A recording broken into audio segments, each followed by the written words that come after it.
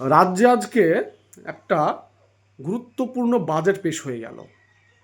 20 থেকে 40 বছর বয়সের সমস্ত যুবকদের 1,500 টাকা ভাতা দেবে।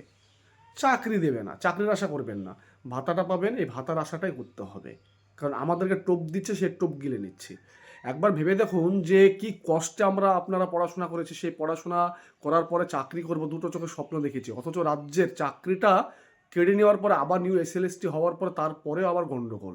মানে গণ্ডগোল। যে রাজ্য, সে রাজ্যে আমরা জন্মগ্রহণ করেছি।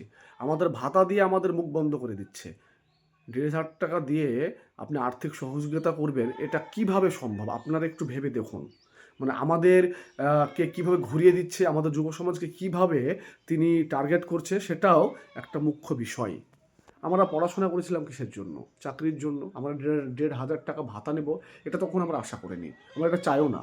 যারা মাধ্যমিক পাশ করেছে তাদেরকে এই ভাতাটা দেওয়া হবে। মানে অ্যাকচুয়ালি ভেবে দেখুন যে যুবক মানে ইয়াং যারা আছে, ভোট পেয়েছে, তাদের তো টাকার একটা লোভ থাকবে। কারণ তারা তো উঁচু ক্লাসে পড়াশোনা করেনি। ম্যাক্সিমাম ক্ষেত্রে তাদের ভোটটা তো সেই ঝুলিতেই যাবে, টিএমসির ঝুলিতেই যাবে। তাহলে সে ভোটটা দিয়ে তো তিনি জয় জয়াকার হয়ে যাবেন। কিন্তু যারা মাস্টার ডিগ্রি করেছে, যারা চাকরির যোগ্য, যারা চাকরির জন্য হাহাকার লাগিয়ে দিয়েছে, তাদেরকে একবার বলে দেখুন তো তিনারা 1,500 টাকা চায় কি না? তিনারা এই আর্থিক সহযোগিতা চায় কি না?